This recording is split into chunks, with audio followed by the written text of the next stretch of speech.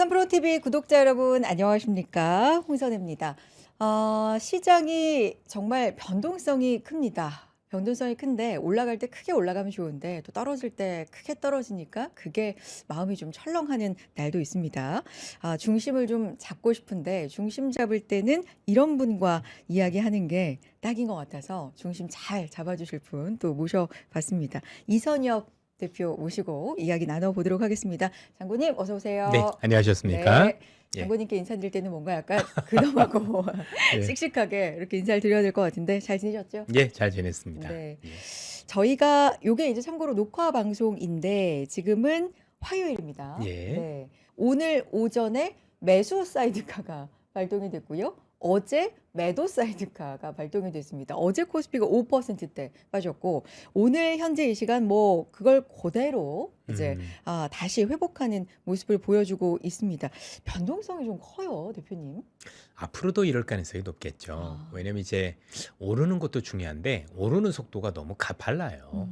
결국에 음, 뭔가 되게 빠르게 오르고 있다는 얘기 안에는 오르는 것도 변동성이잖아요. 그러면 쉬어가는 것도 변동성이거든요. 그럼 이제 중요한 게 오르는 내리는 이런 것들을 우리가 너무 자주 보게 될 수밖에 없는 거고 특히 5,000포인트가 넘었기 때문에 우리가 이제 퍼센트로 봐야 되잖아요. 사실 100포인트라고 해보면 퍼센트로 봐도 물론 작은 건 아니지만 음, 어쨌든 이전에 비해서는 훨씬 더 큰데 이제 많은 분들이 이제 포인트만 놓고 봐서 와 100포인트야 50포인트야 얘기를 주시지만 이전에 2000포인트대라고 생각을 해보면 절반으로 생각하면 그 퍼센트가 비슷한 거잖아요. 그렇죠? 예를 들면 2000포인트대 100포인트면 뭐 지금 뭐 확 다른 거죠. 그렇죠? 그렇죠. 그래서 음, 그런 점들 감안해서 지금은 여러분들 착시가 있을 수 있으니까 퍼센트로 봤으면 좋겠다. 그리고 산이 높으면 골도 깊다. 깊다. 이렇게 보셔서 이런 게 오르는 만큼 조정도 일반화된다. 그러니까 완만하게 오르고 완만하게 하락하고 급하게 오르고 급하게 빠지는 건 너무나도 당연한 거다. 음, 그래서 제일 문제가 되는 게 뭐냐면 이렇게 급하게 오를 때는 문제가 없는데 급하게 내리는 것도 사실 자연스러운 건데 오히려 오를 때는 몰랐는데 내릴 때는 사람들이 이렇게 되면 혹시 대세 하락 아닌가? 음, 끝난 거 아닌가? 또는 아니면 조정이 굉장히 깊어지는 거 아니냐라는 착각을 불러일으킬 수 있는 거 아닌가라는 점에서 그냥 많이 오르면 많이 조정을 받는 것도 당연하다. 음. 그러니까 오른 게 급했으면 내리는 것도 급하다. 그래서 그 정도 중심은 잡고 하셨으면 좋겠습니다. 지금 대표님 말씀 중에 착각이라는 표현을 네. 쓰셨거든요. 이대로 이제 시장이 그대로 하락하는 거 아닌가라는 공포가 드는 시점에 그게 착각이라는 말씀이세요? 예, 저는 그렇게 생각을 하고 있는 게 어, 정확히는 오판이겠죠. 착각이란 표현보다는. 왜 오판일 수밖에 없냐면 시장의 끝을 뭔가 알리려면 사실은 많이 올라서 빠지는 것도 있겠죠. 그러나 현재 이 시장은 단순히 많이 오르는 것뿐만이 아니라 제 개인적인 판단으로는 버블까지도 굉장히 염두에 둔 시장이라고 생각이 드는데 음, 그런 걸 생각을 하면 여기가 끝은 아니다라고 현재 개인적으로 판단을 하고 있고 음, 특히 이전에 시장에서 이 사례가 모두 다 맞지는 않을 수 있겠지만 음, 일반적인 사례를 들어보면 두 가지 사례에서 시장의 어떤 그 정점 이런 것들이 형성되는데요. 하나는 뭐냐면 현재 진행되고 있는 공급 부족이 음, 완화가 될 때, 즉 공급이 과잉으로 변할 때 일단은 하락장이 본격화됐었죠. 반도체를 말씀드리는 겁니다. 근데 아마 지금 듣는 이 순간에도 반도체와 관련해서는 아직도 정말 너무나도 심한 공급 부족이다라는 얘기가 나오잖아요. 그죠? 음, 공급 부족이다라는 얘기가 나온다는 얘기 안에는 아직까지 이게 끝을 얘기하기에는 조금 이른 시점이다라고 말씀드릴 수 있을 것 음, 같고 두 번째는 결국 시장이 뭔가 생각보다 크게 오를 때는 누가 뭐래도 유동성의 힘을 무시할 수는 없지 않습니까? 결국 이 유동성이 축소될 때 문제가 많이 됩니다. 그러면 제일 유동성이 축소가 많이 될 때는 금리 인상 이후입니다. 음, 그러니까 미국이나 한국이 기준금리를 인상을 하고 네, 인상을 하다가 어느 시점에 중단을 해요, 네, 갑자기. 네. 그럼 왜 그러냐면 이 정도 금리면 와, 이거는 너무 중립금리 보통 이상이라고 하는데 음, 중립금리가 뭐냐면 시장의 금리가 뭔가 완화적이지도 않고 긴축적이지도 않은 수준이고요. 요거는 그때그때마다 수준이 많이 다릅니다. 음, 그런데 연준이 금리를 많이 올려요. 올리고 나서 더 이상 안 올려도 되겠는데 라면은 이 정도면 충분히 긴축적인데 유동성 측면에서 보면 이 정도면 내가 유동성을 정말 충분히 많이 빨아들였는데 이런 개념으로 보셔도 될 것 같아요. 그때가 제일 위험할 때라고 보시면 될 것 같아요. 그래서 그 두 가지 케이스를 조금 염두에 두고 보셔야 되는데 많은 분들은 그것보다는 내가 못 보던 지수에 와 있는 거죠. 3천 봤는데 5천이 와 있어요. 그리고 못 보던 가격이 와 있는 거예요. 그러니까 가격만 놓고 보면 착시 현상이 많이 나타날 수 있는데 이렇게 생각하시면 됩니다. 오른 가격도 중요합니다만 오른 가격만큼 실적은 따라왔는지 그래서 그게 따라왔으면 비싼 게 아닌 거잖아요. 네. 그렇죠? 그렇게 판단하셔야 되는 거지 가격만 놓고 또 급하게 가격이 올랐다라면 급하게 이익이 올라왔을 수도 있는 거잖아요. 실제 최근에 반도체 보면 실제 그런 일이 일어나고 있지 네네. 않습니까? 그래서 요인을 꼭 파악을 해서 많이 올랐고 급하게 올랐으면 이게 정당화될 수 있는 요인이 있었던가 그랬다라면 제가 볼 때는 정점을 예단하면 안 될 것 같고 그런 게 없었어요. 뭐 네. 실적이 나오는 것도 아니고 그런데 그냥 단순히 돈만의 힘으로 올랐다라고 하면 나중에 유동성이 끝이 어딘지 그때 판단하면 되는 거고 어쨌든 전반적으로 많은 투자자분들께 이게 쉬운 얘기는 아니지만 많이 올랐다고 해서 그다음에 급하게 올랐다고 해서 꼭 그게 우리가 흔히 얘기하는 정점을 의미하는 건 아니다라는 점을 우선 기억해 주실 필요가 있지 않을까 싶습니다. 왜 올랐는가, 왜 떨어졌는가, 정당화되는 그렇습니다. 요인이 네. 있는가를 꼭 봐야 된다. 저는 그게 일단. 더 중요하다고 네. 생각합니다.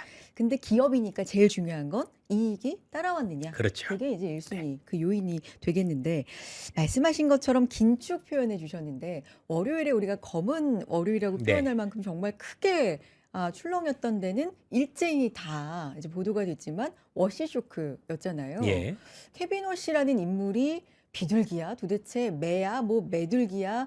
뭐 헷갈리는데 긴축 좀 더 할 수 있는 거 아니야? 뭐 이런 부분이었는데 그럼 이제 정당화 요인도 생각해 봐야 되고 뭐 이게 착각인지 오판인지도 생각해 봐야 되니까 만약에 그런 일이 또 닥친다면 그때는 어떻게 대응해야 되는지 우리가 한번 복귀해 봐야 되니까. 그럼요. 네. 이게 케빈 워시라는 분 이외에 우리가 지금 근래 들어서 그러니까 지난해 연말부터 지금까지 큰 조정이 두 번 있었어요. 하나는 10월 말부터 11월까지 한 달간에 걸쳐서 지수가 조정이 있었고요. 또 월요일에 케빈 워시발 조정이 있었어요.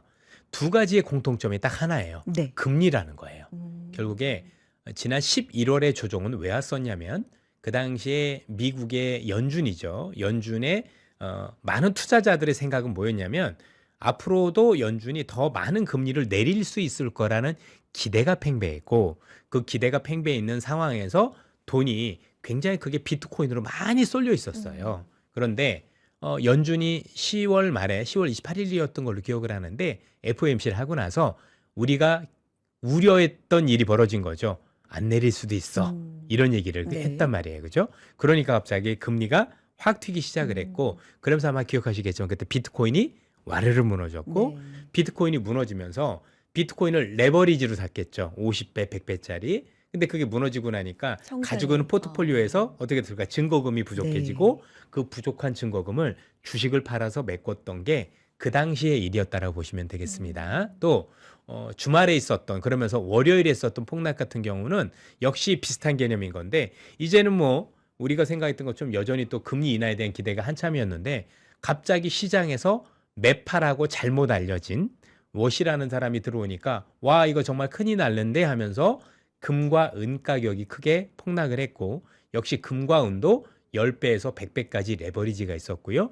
와르르 폭락하니까 또 증거금 부족으로 인해서 월요일에 우리 주식을 팔았던 거죠. 그게 그렇죠? 마진콜이라는. 예, 마진콜이라는 네. 거죠. 했던 겁니다. 그러면 두 가지의 공통점이 있어요.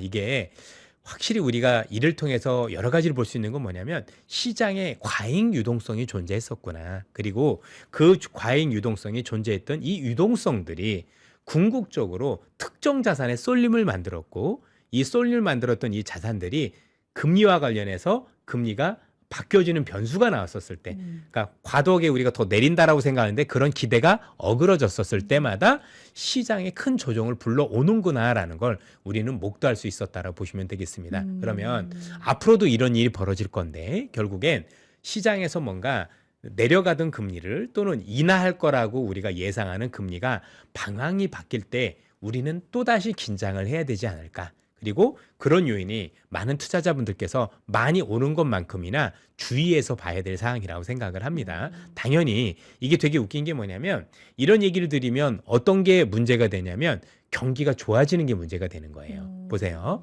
지금 미국에 트럼프라는 사람이 아직도 금리를 추가적으로 인하해야 됩니다라는 의미 안에는 내가 물가를 낮춰줄게라는 의미도 있지만 네. 또 다른 의미 안에서는 아직도 그렇게 경기가 온전한 건 아니야라는 복선을 깔고 있는 거거든요. 그런데 만일에 경기가 개선된다라면 그래서 경기가 호전된다라면 당연히 물가는 오를 수밖에 없는 거잖아요. 그러면 최소한 당장 금리는 올리지 않는다고 하더라도 누가 보더라도 와 이거는 금리는 더 이상 못 내려.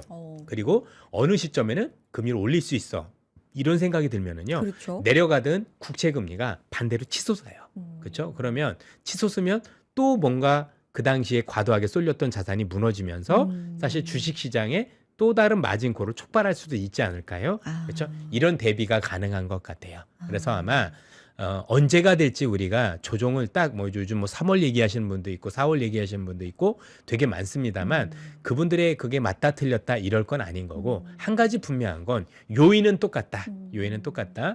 현재 내려가던 금리를 또는 우리가 완화적이라고 생각했었던 금리나 추세를 뭔가 그래도 단기적으로 또는 중장기적으로 이거를 돌리는 요인들이 나왔었을 때는 우리가 한 번씩 얻어맞고 간다 정도 보시면 좋을 것 같고 그로 인해서 여러분들이 위험 관리를 하셔야 되지 않을까 싶습니다. 금리가 생각했던, 예상했던, 기대했던 바와 조금 어긋나는 다른 방향으로 갈 때. 다른 방향으로 갈 때 한 사실 번씩 오를 이렇게. 때죠, 뭐. 그렇죠. 그리고 금리가 오를 때 제일 문제가 되는 가장 큰 이유는 지금 두 가지 요인, 앞서 말씀드렸지만 너무 돈이 많다. 과잉 유동성이고 그리고 특정 과잉 유동성이 특정 자산에 쏠려 있다라는 공통점들이 있는 거죠.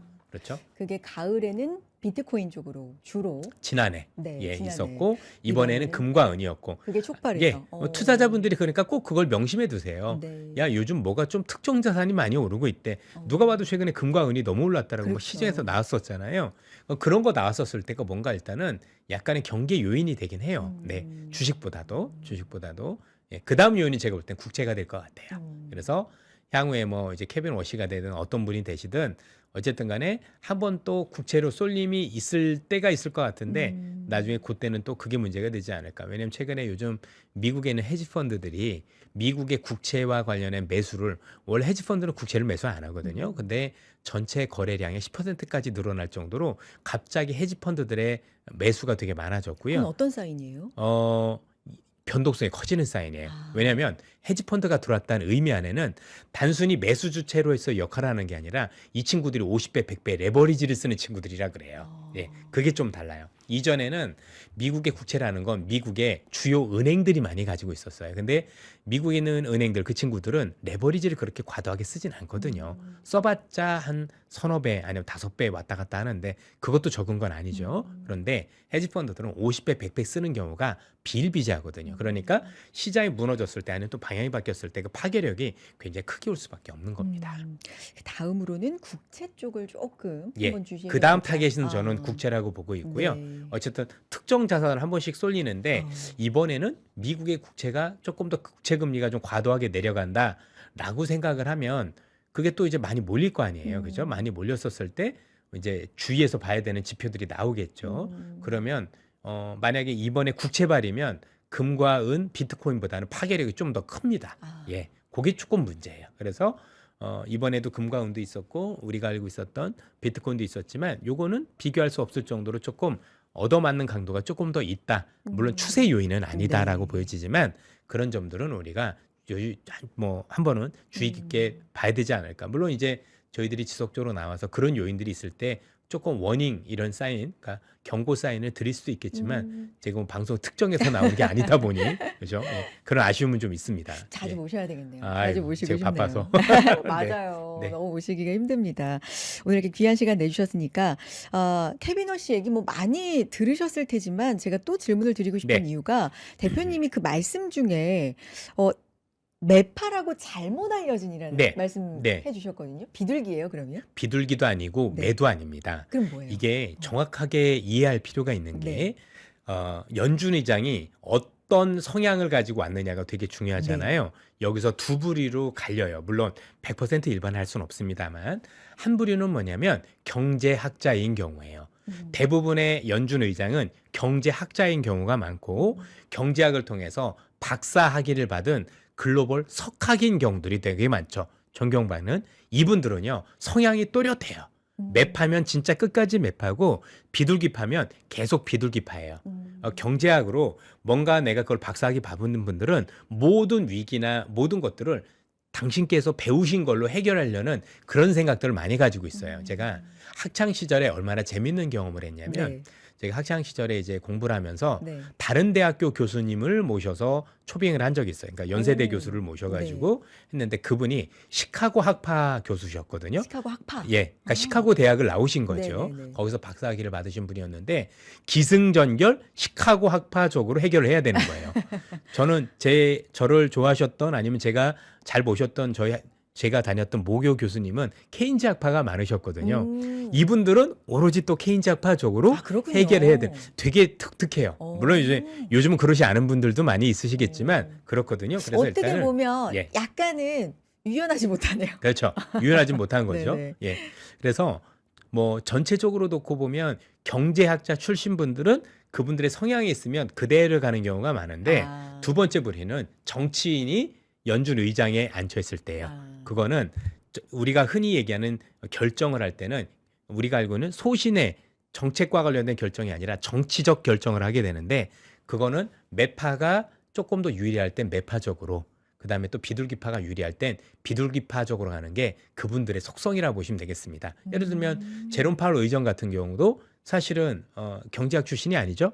케빈 워시 같은 경우도 스탠퍼드 대학교에서 공공정책이라는 일부 경제학위를 해냈지만 석박사 학위를 법학을 받았단 말이에요. 하버드에서. 그렇게 생각을 하면 사실 훌륭한 경제를 하시는 분이긴 하지만 그래도 정치인에 보다 가깝다라고 보여야 될 것 같고 정치인들은 본인이 임명이 될 때 제일 중요한 건 나를 임명한 사람들의 코드를 무조건 맞추게 돼 있어요. 그러면 생각을 해보자고요. 우리가 트럼프라는 사람이 지금 원하는 분은 누군가요? 금리를- 파월보다 더 비둘기파적인 분을 원하죠. 금리를 낮춰야죠. 예. 어. 그러면 당신 스스로 케빈 워시라는 사람이 와서 내가 매니까 그대로 할 겁니다. 할 수 있나요? 무조건 대통령 말씀에 제가 다 들을게요라고 약속을 하고 들어왔다라고 봐도 되겠죠. 그렇죠? 근데 이제 시장에서 우려하는 건 여기까지는 이해들 하는 것 같아요. 그러니까 이 사람이 원래 매파였다가 아니라 비둘기파적으로 이번엔 변할 것 같아. 근데 중간 선거 이후에는 달라질 수도 있지 않느냐. 그 얘기 왜 그러냐면 또 정치적인 환경이 트럼프한테 불리하고 이제 트럼프가 흔히 얘기해서 끈이 떨어졌을 수도 있잖아요. 그럼 나중에 이제는 어느 쪽이 더 정치적으로 유리하느냐 결정을 할 때 그때 또 말을 바꿀 수 있는 거 아니냐란 우려를 하고 있는 것 같아요. 아. 저는 거기에 대해서는 저도 생각보다 그럴 수도 있겠다라는 생각은 가져요. 그러나 한 가지 분명한 건 지금 케빈 워시가 들어온 건 분명히 현 정권, 미국에 있는 정권과 코드를 맞추겠다라고 본인이 어느 정도 해서 들어온 거라고 보시면 되고 생각을 해보십시오. 트럼프라는 사람이 지금 파월보다 더 비둘기파적인 사람을 찾으려고 그날 일을 쳤고 그럼요. 파월 구속시키는데 매파를 임명했다고요? 상식적으로 말이 됩니까? 저는 그렇지 않다라고 보고 그냥 상황에 맞게 변화하시는 분인데 지금 상황은 비둘기파적으로 행동해야 되는 시점이 왔다. 이거를 간접적으로 볼 수 있는 게 뭐냐면 사실은 우리의 판단이나 케빈 워시가 옛날에 어떻게 했다라는 것도 중요하지만 그거보다는 금융권의 반응이 제일 중요해요. 일단은 케빈 워시라는 분은 2000년대 초반에 연준 이사였었을 때 매파였지만 최근에 금리 내리자고 되게 많이 얘기를 하거든요. 그죠? 그렇게 보면 일관성은 없는 분인 거죠. 그죠? 그냥 정치적인 결정에 의해서 본인의 정치적 입지를 위해서 노력하는 분이다. 이렇게 판단을 해야 될 거라고 생각을 하고요. 그런 측면에서 최근에 금융권의 반응은 어땠냐면 일단 JP 모건의 다이먼 회장도 환영을 했어요. 이 사람은 되게 훌륭한 사람인 거고 이 사람이 되는 게 맞다라고 얘기를 했고 또 몇 분이 더 있는 게 모하메드 엘 에리언이라는 역시 경제하고 채권을 하시는 분이 있는데 이분도 되게 극찬을 했어요. 이분이 되는 게 훨씬 시장에 도움이 많이 될 것 같다. 레이 달리오도 되게 극찬을 많이 했고 드렁컨 밀러도 물론 드렁컨 밀러는 같이 있었으니까 그럴 수도 있겠지만 그런데 어쨌든 시장에서 얘기하는 금융권의 그루들이 한둘도 아니고 이분을 반겼다라는 얘기 안에는 이분이 들어왔을 때 금융 환경에 되게 유리할 거라는 전제를 깔고 있는 거죠. 그래서 아마도 지금 시장에서 얘기하는 것처럼 단순 금리나 외에도 미국의 재무부와 그렇죠? 우리가 베센트 장관하고 되게 죽이 잘 그렇죠. 맞거든요. 그래서 협력을 통해서 금융과 관련된 여러 가지 규제 완화, 그렇죠? 그러면서 연준의 힘을 빼되 재무부의 힘을 많이 실어줘서 금융 규제를 많이 풀어주고 그로 인해서 금융업종들이 되게 좋게 투자할 수 있는 환경을 만들어주는 그렇게 보면 그거는 매파적 성향으로 보기는 어렵지 않을까라는 생각을 하고 있는 겁니다. 그래서 최소한 이분은 정치인에 가깝다. 그래서 결정을 정치적인 결정을 내린다라고 하면 현재 정치적인 결정은 현재 위에 코드를 얘기를 하시는 트럼프 대통령 코드를 맞추려면 어떤 코드인지 알 거고 그렇죠? 분명히 트럼프가 어떻게 당하는지 봤는데 그걸 알면서 와가지고 매파적 행동을 한다고요? 그게 쉬울 것 같지는 않습니다. 그래서 최소한 당분간은 아닐 것 같다. 당분간은 그래도 트럼프와 코드를 맞출 것 같다. 요게 저는 시장에서 봐야 될 부분이 아닌가. 물론 제가 뭐 케이븐 워시를 다 아는 것도 아니고 미국의 상황은 모르지만 제 나름대로는 그렇게 판단을 해봤습니다. 어, 네.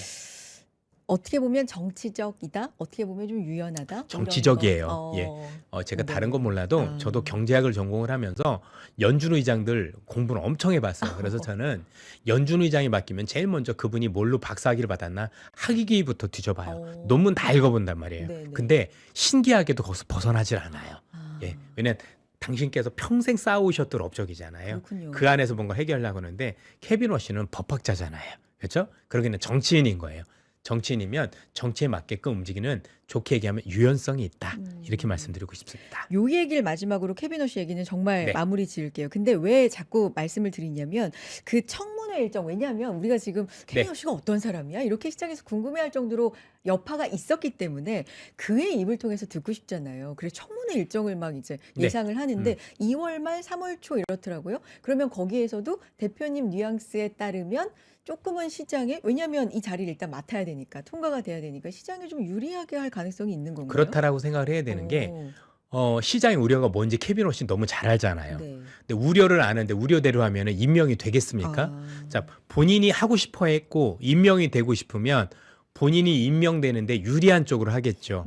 왜냐하면 지금 제일 우려하고 있는 것들은 이분이 단순히 매파여서 그런 게 아니라 이분이 최근에 얘기한 것 중에서 양적 완화하고 있는 거, 연준이 돈을 뿌려서 미국의 국채를 사주고 있는 거에 대해서 되게 불편한 얘기들 많이 했기 때문인 거거든요. 그런데 지금 상황은 이 케빈 워시가 아니라 누가 와도 그걸 돌릴 수가 없어요. 왜냐하면 지금 미국이 단기 국채를 찍어낸 양이 너무 많아요. 그런데 만약에 여기서 미국이 단기 국채를 지금도 어마어마하게 찍어내고 있고 단기 국채라는 얘기 안에는 만기가 짧게 계속 돌아오는 그렇죠. 거잖아요. 돌아오는데 여기서 연준이 이걸 막아주지 않으면 금리가 급등을 하게 돼요. 그랬을 경우 미국 경제에 미치는 타격은 상승을 초월하거든요. 그걸 알고 있는데 거기다 대고 내가 여전히 이걸 중단하겠습니다는 얘기를 할 수 있느냐는 얘기입니다. 현실적으로도 하면 안 되는 거고, 그렇죠? 상황을 고려해서 해가지고 우리가 우려했던 점들을 오히려 제가 볼 때는 완화시켜 줄 가능성이 저는 개인적으로 높다라고 생각을 하고 있습니다. 알겠습니다. 그래서 코스피 같은 경우는 충격을 뭐 5%대 하락하면서 5천 깨졌다가 하루 만에 단숨에 또 5% 회복. 근데 그 매도 사이드카 나오고 정말 검은 월요일이라고 하는 그날 놀라웠던 건 개인 매수 보셨죠, 대표님? 잘하신 것 같아요. 네. 잘하셨어요. 네. 왜냐하면 이제 네. 외국인이나 기관이 팔았을 때 네. 이게 뭔가 냉정하게 내가 판단을 해서 야 이제 주식시장이 너무 위험하니까 비중을 줄여야지라는 판단을 했다라면 우리 개인 투자자분들이 사는 게 의미가 없을 수도 있는데 마진콜은 강제적인 거거든요. 쉽게 얘기하면 외국인 기관도 팔고 싶지 않았어요. 그런데 내가 가지고 있는 거에서 금은 이런 것들 때문에 그렇죠? 또 여러 가지 자산 때문에 가지고 있는 돈이 부족해서 강제로 팔아지는 거라면 이건 사실 받아야 될 기회인 거잖아요. 그러니까 그게 되게 중요한 거예요. 그러니까 항상 빠졌었을 때는 단순히 빠졌다고 봐야 되는 게 아니라 외국인과 기관들이 시장에 대해서 뭔가 대단히 안 좋게 생각을 하고 그로 인해서 기존에 있었던 생각을 바꿔서 정말 많이 비우는 거라면 그거는 사면 안 되겠죠. 그러나 우리 다 알고 있었잖아요. 이건 마진콜이야. 그렇죠? 쟤네들이 주식을 팔고 싶어서 파는 게 아니라 울며 겨자 먹기로 이걸 팔 수밖에 없는 거면 사실 우리한테 기회일 수 있다라는 게 저는 차이점이라고 생각을 합니다. 근데 대표님하고도 네. 저 이제 연말 연초에 대담을 나눴던 네. 기억이 있고 저희가 또 신년 특집으로 자산운용사 운용 책임자분들하고도 얘기를 좀 나눴었는데 그때 제가 이제 드렸던 질문이 5천 가능할까요? 5천까지 얼마나 걸릴까요? 뭐 어느 조건이 필요할까? 이런 얘기였어요. 네. 지금 뭐 달성을 넘어서서 지금 5,200 뭐 이렇게 이제는 가고 뭐 5천 개 중 있으니까요. 5천 붕괴 이런 표현이 그러니까요. 나오죠. 예. 월요일에 바로 예. 그랬어요. 그러다 보니까 뭐 대표님도 초반에 표현해 주셨지만 조금 속도는 빠르지 않나? 뭐 이런 생각도 들기도 하고 그러다 보니까 위아래가 굉장히 커요, 맞아요. 변동성이. 이건 좀 감내해야 되는 일입니까? 그럼요. 네. 왜냐면 이게 역사적으로 드문 사례예요. 그래요. 예, 이게 단순히 돈의 힘이 많아서 올라간 게 아니라 그만큼 이익 증가가 빨라요. 예. 그래서 이런 현상이 벌어진 거라서 그냥 이익 증가가 저렇게 급하면 저는 되게 급할 거라고 생각을 했어요. 그리고 누가 보더라도 제일 큰 상위 1, 2, 3위 종목이 움직이면 우리나라에서 시가총액에서 차지하는 비중이 너무 높지 않습니까? 음. 그러니까 사실 좀 착시가 많이 있죠. 그러니까 이 기업들 빼고 보면 사실 5천이 아니라 3천대 왔다 갔다 하는데 이 기업들 때문에 사실 올린 게 너무나도 큰 뭐 거죠. 반도체 투톱을 그렇습니다. 비롯해서 예. 네. 두 종목이 거의 대부분이잖아요. 그렇죠? 40%가 네네. 되나요? 그러니까 이런 게 있죠. 우리나라 5대 그룹만 합하면 시가총액이 아마 전체 시가총액 한 90%될 거요. 제가 정확하게 계산 안 네. 했습니다만. 그래서 여러분들 많은 질문 중에서 경기 안 좋은데 왜 주가 올라요? 그냥 쉽게 생각하시면 됩니다. 5대 그룹만 좋으면 이 경기와 상관없이 주가가 5천 가고 6천이 가고 7천이 가는데 전혀 지장이 없다는 놀라운 사실이요. 근데 지금 그런 상황이라는 그런 거죠? 상황인 거죠. 어. 갈수록 더해지는 거죠. 이거를 일명 스노우볼 효과라고 합니다. 스노우볼이라는 게 눈덩이 효과인데 눈덩이가 처음에 요만타가 굴러가면 덩어리가 커지잖아요. 그러면 삼성하고 하이닉스라는 이 반도체가 오르면 오를수록 시가총액 비중이 더 커지죠. 그러니까 실제는 다른 기업들은 많이 오르는 게 아닌데 이 기업들의 시가총액이 워낙 크고 우리나라 주가를 산출한 방식, 시가총액 방식이다 보니 이 기업만 커지면 주가는 500포인트, 뭐 100포인트 오르는 것처럼 자꾸 보이는 거예요. 그냥 반도체가 좋은 건데 마치 5천이 전체가 5천인 것처럼 우리는 착시할 수도 있다라는 거죠. 그건 아닌 거죠. 착시 일지연적 어쨌든 5천은 5천인 거죠. 5천은 네. 5천인 거죠. 그래서 증권사들 지금 코스피 예측 상단도 5,500, 6천, 7천 얘기도 지금 너무 나오고 격차가 하니까 크죠. 네. 너무 격차가 크기도 하고 실시간으로 좀 바뀌고 있는 것 같기도 하고 요거 뭐 의미가 좀 있습니까? 없다라고 생각을 하고요. 네. 증권사들의 개인적인 전망은 저는 그렇게 생각을 합니다. 이분들이 잘못해서가 아니라 사실은 저는 잘 따라가 주는 것도 잘하는 애널리스트라고 생각을 해요. 그래서 5,500을 올렸어도 조금 더 위로 올라갈 것 같다라면 또 조금 더 선제적으로 이런 요인이 이익이 더 있어서 저는 조금 더 올리겠습니다라고 해서 저는 선제적으로만 대응해 주면 의미가 있다라고 생각을 해요. 근데 이제 문제는 다 오르고 나서 뒤에 따라 올리는 건 조금 문제가 있죠. 그런 점들만 아니라면 한 가지 분명한 건 지금 5천이냐 7천이냐 극명하게 나뉜다는 얘기는 그만큼 시장을 바라보는 입장이 애널리스트 간에도 되게 나눈다는 얘기인 거니까 우린 개인 투자자분들 입장에서는 얼마나 다르겠습니까? 그렇죠? 그분들도 되게 다르시겠죠. 그렇죠? 어떤 분은 이 정도 올랐으니까 인버스 사야 될 거야 라고 생각하는 분도 있을 거고 어떤 분은 더 좋게 보는 분도 있을 거고 어쨌든 지금 시장을 바라보는 입장들이 되게 여러모로 나뉘고 있다는 점들은 우리가 증권사나 아니면은 우리 투자자분들 간에도 충분히 인정을 해야 될 부분이 아닌가라는 생각을 하는데 뭐 이 시청자분들 아시겠지만 제가 그 투자 전략을 했던 그 애널리스트 출신이잖아요. 그럼요. 그래서 의미가 없다라는 걸 너무 잘 알아요. 그래서 너무 증권사들이 제시하는 그 전망치에 대해서는 너무 그렇게 의미를 둘 필요는 없고 다만 그래도 뭔가 제대로 따라가서 선제적으로 그래도 좀 올려주고 이런 증권사들이 있다라면 조금 눈여겨보시면 좋지 않을까. 어차피 모든 하우스가 다 따라가진 못할 거예요. 왜냐하면 이 시장이 우리 후배 애널리스트 분들의 잘못이 아니라 역사적으로 제가 볼 땐 전례가 없을 가능성이 높거든요. 그러다 보니까 리서치라는 게 다시 찾아보는 거잖아요. 이전 사례를 찾아와서 비교를 해보면 사실은 너무 오바되는 것처럼 보여서 보수적으로 변할 수밖에 없거든요. 그러다 보니 더 자꾸 이제 헛발길질을 할 가능성도 있지 않느냐라는 생각을 가지고 있고요. 어쨌든 일단 따라가는 보고서들은 제가 볼 때 큰 의미는 없어 보인다. 그래도 그중에 꽤 그래도 시장을 잘 팔로우업을 하고 선제적으로 대응하는 훌륭한 친구들이 있으니까 그런 친구들의 의견은 조금 더 보고 특히 왜 그걸 꼭 보셔야 돼요. 그렇죠? 6천으로 질렀어, 뭐 7천으로 올렸어가 아니라 오른 이유가 있을 텐데 왜 이걸 된다라고 얘기를 했었을까? 왜냐하면 그게 주도주를 잡는 핵심 키워드가 되기 때문입니다. 대표님 그럼 지금 시장에서 의미 있는 건 뭐예요? 그러니까 5천, 6천, 7천 이것보다도 더 집중해서 봐야 되는 요인? 뭐 이런 부분은 뭐예요? AI의 발전 단계죠. 아. 지금 시장에서 왜 갑자기 지난해 하반기부터 빨라졌을까? 네. 그다음에 왜 우리는 갑자기 5천이라는 숫자를 맞이하고 있을까에 대한 고민을 해보면 오로지 AI 때문이에요. AI가 하면 할수록 바뀌면 바뀔수록 상황이 계속 바뀌어요. 이게 처음에 AI 했을 때 이럴 거야가 아니라 하다 보니까 이랬어?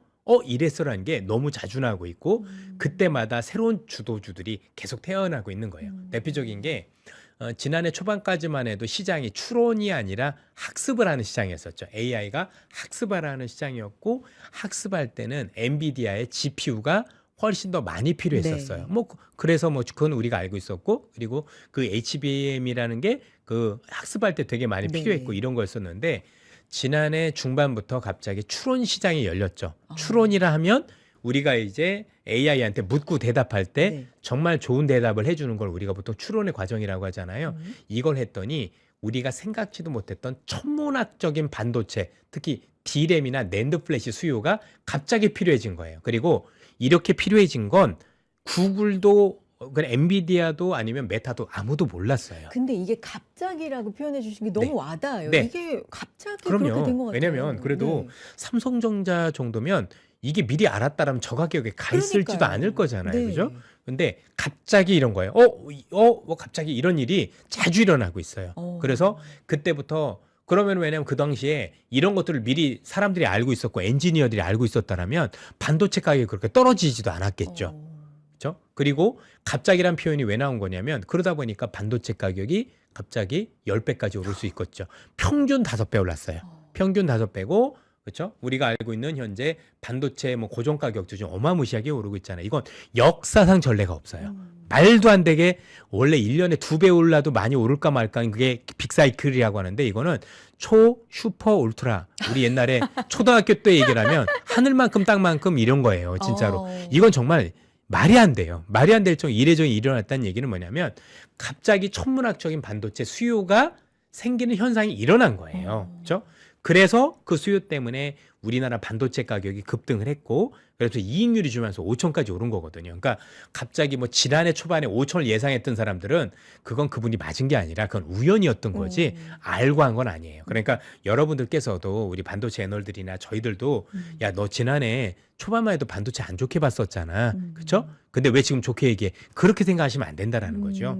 지금은 그런 변화가 자주 일어나요. 또 가다가 어떤 변화가 생길지 또 모르는 거예요. 그러면 그런 변화가 생겼을 때 기술적인 변화가 있으면 분명히 시장에서 얘기들이 나오거든요. 그 얘기를 듣는 게 되게 중요해요. 그러니까 AI가 발전하면 발전할수록 우리가 예상치도 못했던 제품에 대한 D램이나 아니면 다른 거에 대한 수요가 나타난다거나 아니면 다른 현상들로 인해서 우리가 대응해야 될 일이 많아지는 거예요. 사실 되게 좋은 일이 많이 일어나고 있는 거죠. 네. 이게 좋은 일 쪽으로 이제 많이 왜냐면 일어나는 저희들한테 그 거죠. 변화가 기회가 되잖아요. 네. 그렇죠? 예. 그러면 대표님 반도체가 지금 슈퍼 울트라 네. 진짜 최고로 이렇게 올라가는 일이 없었다. 가격이 네. 이 정도의 현상이면은 항상 이럴 때는 정점이란 걸 우리가 미리 좀 생각하고 그럴 대비하게 필요가 되는데 없는 거예요. 그러니까 그래요. 상승 초기에서 정점을 미리 얘기하는 게 되게 웃긴 거예요. 그죠? 그러면 분명히 정점은 있겠죠. 저희들도 고민을 하는데 그럼 이전의 정점은 뭐였느냐는 얘기죠. 딱 하나예요. 공급 과잉이요. 그러면 공급 과잉이려면 둘 중에 하나잖아요. 하나는 지금 수요를 하고 있는 기업들이 더 이상 반도체를 안 살 때가 1번일 거고요. 두 번째는 공급을 하고 있는 반도체 기업들이 수요에 맞춰서 완전히 설비 투자를 과도하게 하는 경우 두 가지 케이스라고 봐야 될 것 같아요. 그러면 먼저 후자부터 말씀을 드리면 후자라면 뒷얘기를 말씀드리는 건데요. 후자부터 말씀을 드리면 현재 반도체 기업들이 설비 투자를 하는데 굉장히 보수적으로 하고 있어요. 왜냐하면 너무 말도 안 되는 일이 벌어지니까 이게 언제 얼마나 갈지 알 수가 없잖아요. 괜히 알 수도 없는데 잘못 늘려놨다가 나중에 갑자기 주문이라도 안 들어오면 정말 큰일이 번져질 수도 있겠죠. 왜냐하면 이런 아픈 경험이 2000년도에 있었어요. 닷컴 버블이 끝나고 나서 그 당시에 현대전자, 지금의 하이닉스입니다. 이 회사가 그 당시에 설비 투자를 정말 많이 해놨었거든요. 그런데 정말 갑자기 반도체 주문이 뚝 끊겼어요. 왜냐하면 글로벌에서 컴퓨터를 살 사람이 그 당시에 다 산 거예요. 그때 처음으로 펜티엄 컴퓨터라는 게 나왔고 이걸 다 샀거든요. 기억나네요. 그러니까 반도체가 얼마나 재고가 많이 쌓였겠어요. 그래서 이 회사가 실제로 그때 파산을 합니다. 55대 1 감자를 했었죠. 그죠? 망하지까지는 아니었지만 망하기 일보 직전까지 가서 55대 1로 재무적인 감자라고 급기야 현대전자가 현대그룹에서 팔았던 거죠. 못 견디고 팔고 그게 현재 있는 하이닉스가 된 배경이 됐었던 게 그 당시에 그랬어요. 그러니까 기업이 없어질 정도로 어려웠었던 거예요. 그걸 알고 있죠. 알고 있으니까 굳이 설비 투자를 안 하는 거예요. 그래서 이번에 하이닉스가 실적 발표할 때 캐파 증설 얘기를 했는데 공식적으로 얘기했어요. 전체 매출의 30%를 넘지 않는 선에서 이거는 보수적인 개념이에요. 그래서 하긴 할 건데 우리가 생각하는 만큼은 안 할 거야. 그래서 내가 물량 조절할 거야. 그 얘기는 어쩔 수 없지 뭐 물량 부족하면 내가 가격을 더 올려받겠어. 이런 얘기가 되는 거고 부족해도 너희들 문제도 내 문제는 아니라는 게 있는 거죠. 여기에 한 가지 복선이 더 있는 게 언제가 될지 알 수 없지만 CSMT라고 중국에서도 딜을 만든다는데 맞아요. 얘가 진짜 잘하기라도 해보세요. 그러면 나중에 공급과 관련해서 중국이 중국 거 쓸 거 아니에요. 그랬을 경우에 대한 대비도 있는 게 아닌가. 그래서 첫 번째는 지금 말씀드렸던 것처럼 일단 공급 측면에서 일단 삼성이든 하이닉스는 좀 짜다. 좀 많이 안 들린다가 첫 번째고요.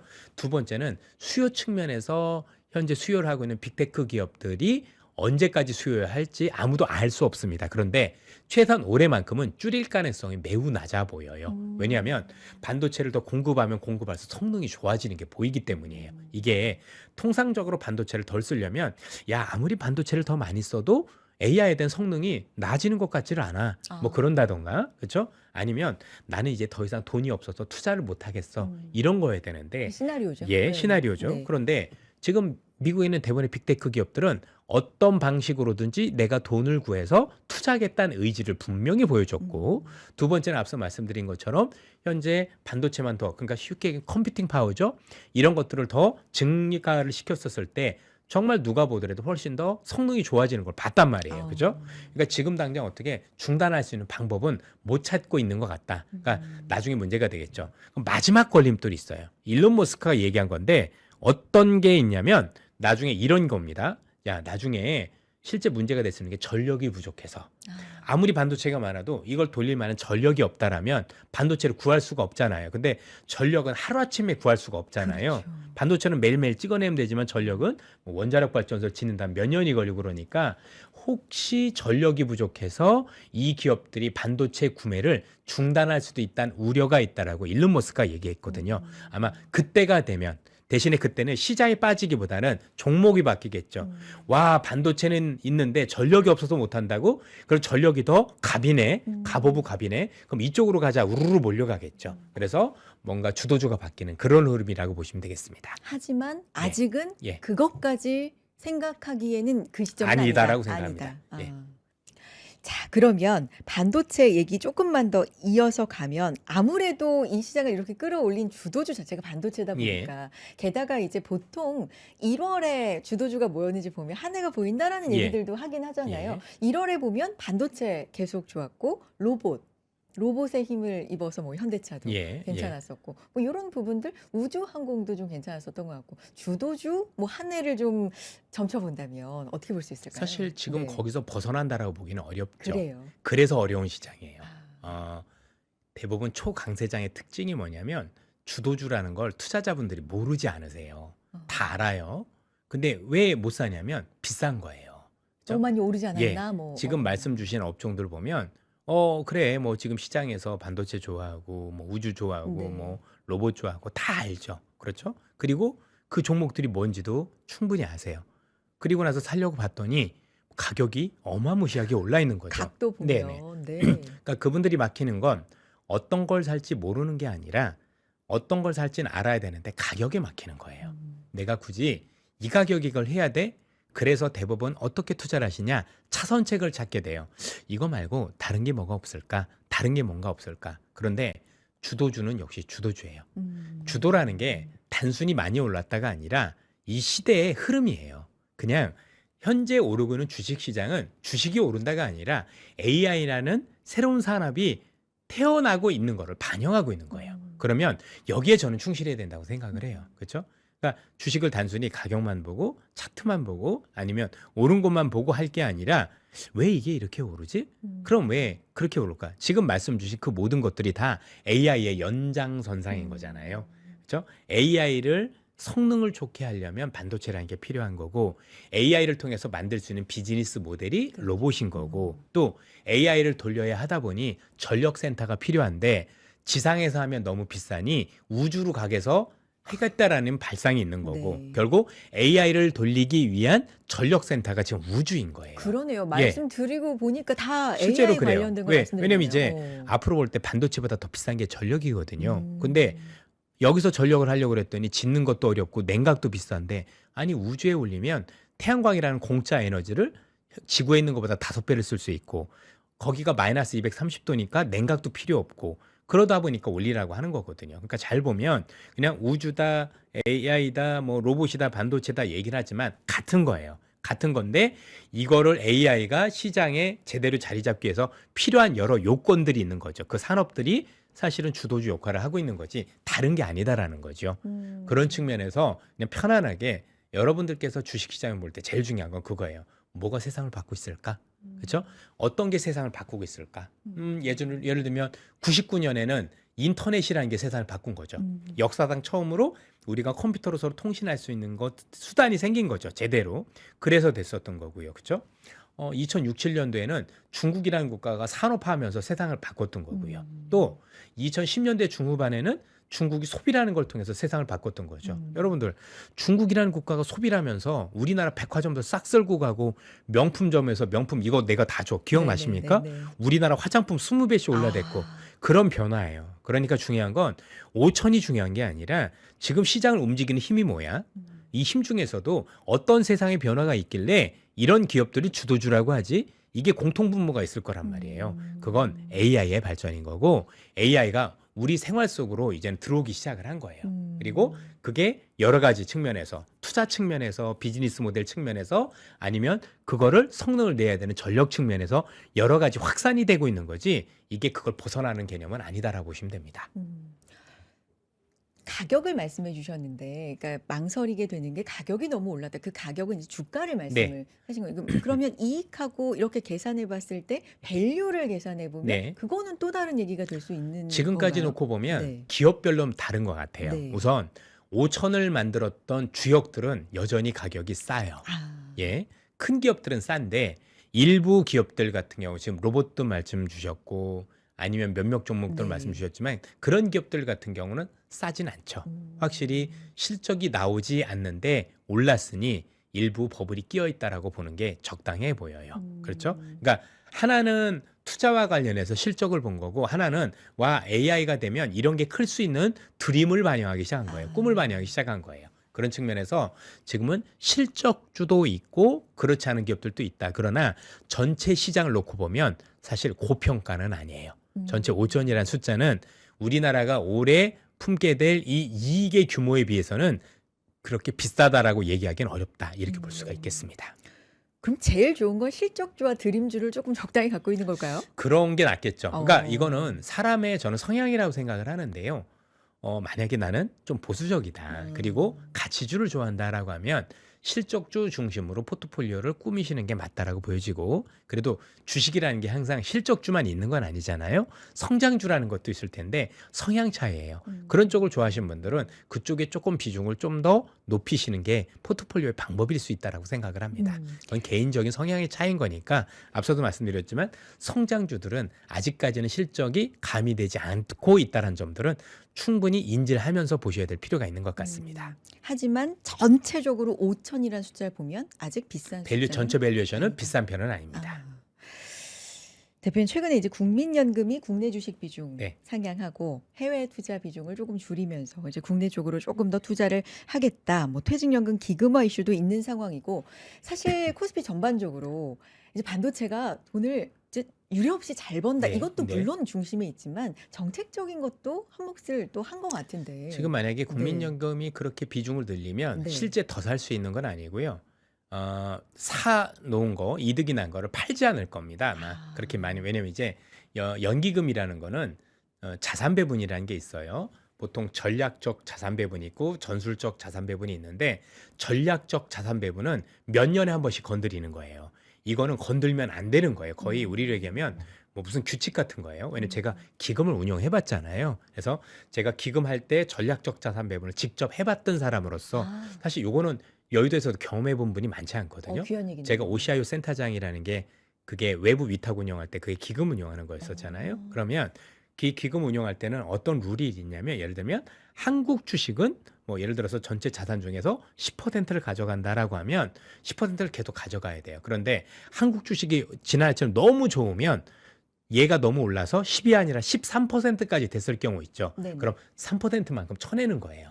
그래서 아. 10을 맞춰야 돼요. 아. 근데 이번에 비중 올렸다는 얘기는 아마 올린 만큼 팔지 않을 거예요. 더 살 수 있는 개념보다는 이렇게 한국 시장이 더 많이 올라도 국민연금이 주식을 쏟아내면서 시장에 발목을 잡지 않을 거란 전제를 깔았다라고 보는 게 맞는 것 같아요. 아. 더 산다라기보다는 일부는 지금 살 보통은 수는 있지만 아. 여기서 더 오르면 살 수가 없어요. 그거는 아. 연금이 잘못해서가 아니라 나는 산 적이 없는데 저절로 자산이 오른 거잖아요. 그죠? 아. 내가 1억을 샀는데 갑자기 1억 3천이 되면 갑자기 13%가 돼버린 거잖아요. 그죠? 그렇게 되면은 저절로 비워내야 되거든요. 근데 지금 국민연금이 그렇게 올렸다 하더라도 한국에 대한 비중을 올렸다 하더라도 올린 비중보다 더 오르잖아요. 그럼 그것도 팔아야 돼요. 예. 그러니까 기존에 올라가면 비중이 저절로 이제 올라가면 그만큼 쳐내야 덜어내야 되는 부분을 안 덜어낸다 정도. 덜 덜어내는 걸로 아. 그러니까 덜 덜어낼 수 있도록 비중을 올려준 거죠. 예를 들면 음. 13%면 10으로 올려줬다라면 그렇군요. 15까지는 안 팔 수 있는 건데 그 이상 되면 또 팔아야 돼요. 그래서 항상 연기금이 팔 거냐 할 거냐 그것도 아이디어가 될 수 있는 건데 계산을 해볼 수가 있거든요. 그럼 연기금 내에서 한국에 대한 올해 주식 비중 얼마를 가져가기로 했다더라. 근데 그걸 넘어서면 그냥 매물 나온다고 보시면 돼요. 아. 그건 그럼 어쩔 수 없습니다. 지금 상황에서는 그럼 코스피 시장에 요건 어떤 영향이 있어요? 지금은 아직까지는 괜찮죠. 어. 오히려 지금은 플러스 요인이 되지만 네. 여기서 더 오른다고 해도 어쨌든 우리 입장에서는 되게 나쁜 건 아니에요. 되게 좋은 어. 요인이라고 생각하시면 될 것 같고요. 전체적으로 어쨌든 연기금은 그런 운용 스타일을 가져간다 이렇게 보시면 됩니다. 그리고 인제 거래 시간도 논의가 많이 되고 있는데 프리마켓, 애프터마켓 네. 뭐 지금도 좀 활발하게 운영이 되고 있고 한국거래소가 이제 12시간 거래 뭐 6월부터 도입한다 이런 얘기 있고요. 요것도 영향 좀 있을까요? 글쎄요. 사실 왜 그랬는지 잘 모르겠습니다. 그리고 그게 정말 시장에 도움이 되는 건지는 저는 개인적으로 썩 찬성하는 편은 아니에요. 그러시군요. 왜냐면 그런다고 해서 시세가 더 반영되는 것도 아니고 어. 더 올라가는 것도 아니고 그렇죠? 굳이 더 투자자들의 피곤함만 있는 게 아닌가. 왜냐하면 지금 투자하시는 분들이 저희처럼 직업을 주식으로 하는 게 아니시잖아요. 본업이 있으실 텐데 본업에 더 지장이 있지 않을까요? 저는 사람이 피곤해질 수도 있는 거고 지금 미장도 봐야 되는데 그렇게까지 하면 그래서 이게 누구를 위한 정책인지는 전 개인적으로 잘은 모르겠습니다만 일단은 그 정책에는 저 개인적으로는 조금 아쉬움이 있다라는 말씀을 드리고 싶고요. 그냥 저는 딱 하나예요. 증권주만 좋아지겠네요. 아. 예. 그 여기서 이상도 그 이하도 아닙니다. 예. 증권주 좋아지는 거 빼놓고는 사실은 시장에 득이 되는 건 전 별로 그렇게 잘 모르겠습니다. 네. 뭐 제가 놓치는 게 있어서 그런지 모르겠지만 제가 보기에는 그렇게 득이 되는 걸 잘 찾지 못하겠더라고요. 근데 그 가운데에서도 뭐 증권주는 좋을 수밖에 없겠네요. 거래량 늘어날 네. 거니까요. 예. 아. 그냥 하우스만 좋아지는 거예요. 예. 원래 뭐 알겠습니다. 카지노 오래 네. 열면은 카지노만 좋아지잖아요. 예, 예. 이렇게 생각하시면 됩니다. 오늘 사실 이제 코스피 위주로 좀 얘기를 해봤기 때문에 코스닥은 따로 또 시간을 떼서 대표님께 여쭤보겠습니다. 그 내용도 나중에 많이 봐주시고요. 관심 많이 가져주시고 요 시간 마무리로는 이제 코스피도 너무나 급등락이 좀 있는 한 주를 또 보냈다 보니까 2월 왜냐면 시작하면서부터 5% 지수 하락하는 걸 이제 맞으면서 시작해서 야 2월부터 색깔 달라지나 이제 이런 생각들 많이 하셨을 것 같거든요. 2월에는 또 연휴도 있기도 하고 2월 투자 전략 마무리 조언 좀 부탁드립니다. 사실 지금과는 크게 차이가 있다라고 보여지진 않습니다. 분명한 건 급등락이 되게 자주 있을 거란 얘기죠. 그래서 망설임이 있는 투자를 하면은 되게 곤란해질 것 같아요. 그렇죠? 그래서 지금 앞서도 말씀드렸지만 지금 투자자들이 제일 곤란한 게 가격이거든요. 그리고 살려고 했는데 너무 많이 오르고 한 번만 내가 조정을 기다렸다가 안 오는 경우도 많아지고 또 조정이란 게 한 번 오면 진짜 지난주 그 월요일에 있었던 것처럼 너무 또 이렇게 급락이 맞아요. 나오다 보니까 사실 판단하기가 되게 어려운 것 같아요. 그래서 저는 그냥 사시고 싶으면 천천히 분할 매수를 그냥 하시는 게 맞지 않느냐. 내가 원하는 기다리는 조정이 과연 올 수가 있을까요? 우연일 수도 있겠지만 저도 수십 년 경험을 해도 저 역시도 그거는 못하는 것 같습니다. 어렵고 그냥 내가 생각하는 가격대라면 그냥 천천히 사가는 게 맞지 않을까 이런 생각이 드는 거고 뭐 조정이 오면 조금 더 늘려보겠다. 아직까지는 상승장이니까 그런 전략으로 임하시는 게 어떨까라는 생각이 좀 많이 듭니다. 뭐 일부에서는 앞으로 조금 조정이 올 수도 있으니 좀 조심해라는 얘기도 주시는데 저는 그 얘기도 틀린 얘기는 아니라고 생각이 들어요. 뭐 이 정도 올랐는데 뭐 앞으로 좀 쉬어간다고 해도 언제나 쉬어간다고 해서 뭐 누가 뭐라고 해서는 하나도 없는 거잖아요. 그렇죠? 근데 딱 그게 언제 닥칠지 아무도 알 수가 없으니까 그걸 미리 대비하는 건 쉽지는 않은 것 같습니다. 그냥 첫날 정도 하락을 할 때 혹시 이게 위험한 요인인가 정말 냉철하게 따져서 내려오는 게 조금 더 유리하지 않느냐라는 생각이 들고요. 시장에 여러 얘기들이 있지만 다 참고를 잘 해주셔서 현명한 판단 내리셨으면 좋겠습니다. 예. 그런데 하나 좀 염두에 두셔라 하고 말씀하고 싶으신 부분은 급등과 급락, 좀 폭이 큰 급등 그거는 급락이 일반적인 거예요. 있을 이제. 수 있다. 네. 그거는 하락장도 아니고 상승장도 아니고 그냥 일반적인 거예요. 이제는. 5천이잖아요. 네. 우리가 10,000포인트 가면은 이제는 하루에 100포인트가 아니라 200포인트씩 움직일 거라고요. 그렇죠? 왜냐면 퍼센트라는 게 있는 거니까. 그렇죠? 그러니까요. 그러니까 그게 자꾸 사이즈가 커지면 커질수록 기존에 있었던 변동폭보다도 커진다는 걸 자꾸 고민을 해야 되는데 오를 때는 오른 것만 놓고 보고 빠질 때는 꼭 10포인트씩 빠지고 이런 건 없잖아요. 그렇죠? 예전에 10포인트가 지금 1포인트하고 예전하고 똑같은 거예요, 그게. 그러니까 그런 어떤 사이즈가 커진 거에 대한 고민도 같이 해야 되는 거지. 그게 아니라 단순 숫자만 보면 숫자에 중압감을 느껴요. 사람들은 거기에 올라도 공포고 내려도 공포가 되거든요. 그거는 착시예요. 사실은 퍼센트로 보는 게 더 중요하다라는 말씀을 다시 한번 드립니다.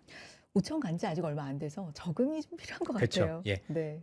이렇게 5천 되고 나서 한 2달, 석 달만 지나 보세요. 이제는 마치 5천이 정상인 것처럼 사람들 생각을 해요. 예. 적응하는데 그렇게 오래 걸리진 않습니다. 알겠습니다. 오늘 여기까지 듣겠고요. 또 코스닥 이야기 또 여쭤볼 예정이고 그건 따로 또 영상 찍을 예정이니까 많이 또 관심 가져주시고 좋은 내용 또 부탁드리겠습니다. 오늘은 여기서 인사드리죠. 이선엽 대표님 예, 고맙습니다. 감사합니다.